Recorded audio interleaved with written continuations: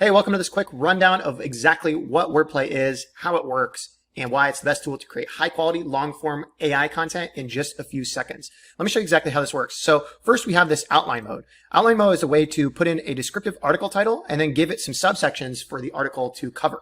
And as a quick example, we're going to bring in an article that has been plaguing the world for generations upon generations. Why do hamsters run on wheels? Everyone wants to know it. Let's answer it. So we're going to put in that as the article title.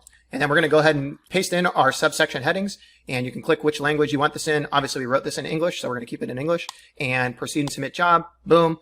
And while we're waiting for that to process, let's go ahead and show you title mode. Title mode is a way for you to paste in different article titles that you've created, and Wordplay will create a new piece of content for every article title you write in here. So for example, let's say we did some keyword research. We found that we want to target these long tail keywords. They have some decent search volume. So we're going to write an article title based on that keyword with some more info and give it some intent to that article. So we want to make sure that the article is descriptive and has intent behind it. So let's paste these in.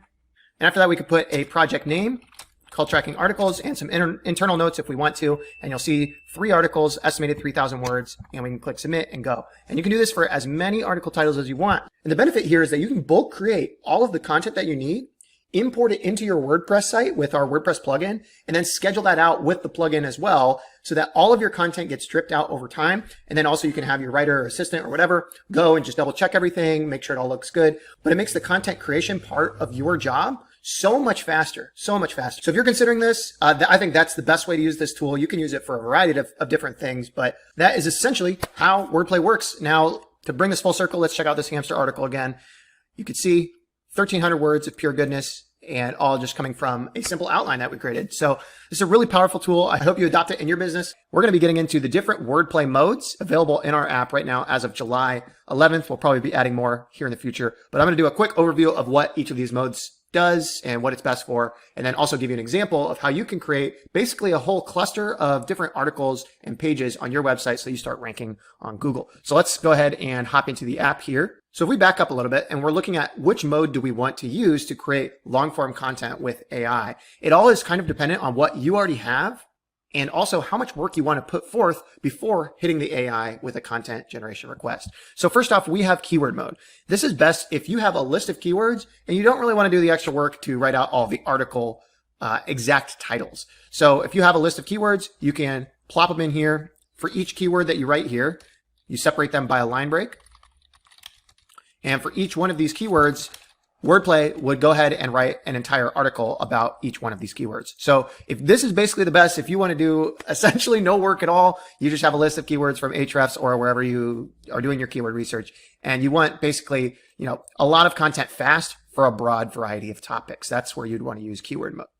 Now for outline mode, this is a little bit better if you want to be more directive to the AI about what you're creating content about. So for example, if you already have a very specific article title, and then all the different sections within that article already prepared, this is a great way to include certain keywords if you know that they're going to be needed to be included to rank on Google. Then boom, outline mode is going to be your best friend. You can write up to 12 subheadings on this mode, and it gives a little bit more information to the AI about exactly what intent you're going for when you're writing the article. So let's go back. That's outline mode. Next is title mode. This is exactly the same as keyword mode, except you're going to be using exact article titles. For each title here, this is going to create a new long form piece of content for each individual title. So this would create 3 articles right here. Now last is bulk CSV mode. This is exactly the same as outline mode. I'll give you a quick example. If we download this CSV content template, you can see we have our article title here, and then you can write up to 12 subheadings to the left. So for each line here, it's going to create an individual article. So this is for experts who already have a lot of stuff prepared and they want to be very directive to the AI in terms of what they're writing about. If you're a little more loose on what exactly you want the AI to write, you can use one of these title mode or keyword mode, but outline is better for kind of the SEO expert who already knows what they want to write about.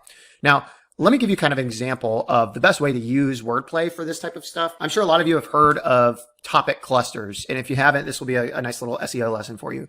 So one of the best ways to rank on Google is if you have a pillar piece of content. And generally a pillar piece of content is something that is a little harder to rank for. That means there's a lot of competition. There's a lot of content already out there about the subject, but you want to be the authoritative person. You want to be ranking at the top of Google for that.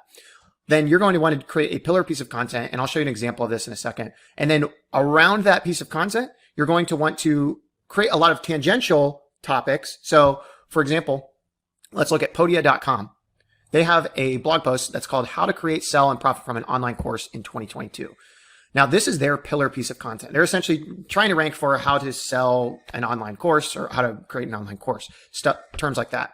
Now, if we scroll down a little bit, you can actually see that they have a ton of different tangential pieces, which are all just the topic cluster pieces. So this page is their pillar piece of content, and then all of these other pages here are their cluster content. So if we open up a few of them, who should create an online course and what are the benefits, how to come up with ideas for the online course. So this is stuff that gets less search volume, but when you have a lot of content about a specific subject, Google starts to recognize you as the authoritative person or website talking about whatever you're talking about.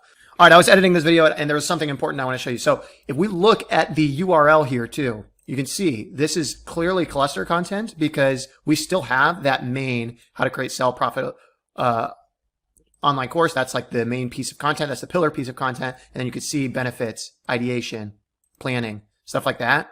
It's actually baked into the URL. You don't always have to do that, but that is an interesting way to ensure that everything links back to this main piece of content, the main piece of content that's probably going to give you like the best ROI on each click. And then also like it probably has the best search intent. And if we hop back into this image, you can see that all of these are linking back and forth. The cluster content links to the pillar content links back to the cluster content, but you'll see that the cluster content does not link to each other. So this is kind of showing Google, like if you think about Google crawling each one of these pages, they'll see if Google's crawler randomly lands on this page, it's going to link them to this. This page is going to link to all of these other ones for them to rank, but also if pretty much anywhere, if Google lands on any of these cluster content pieces, it's going to direct them back to that main pillar piece.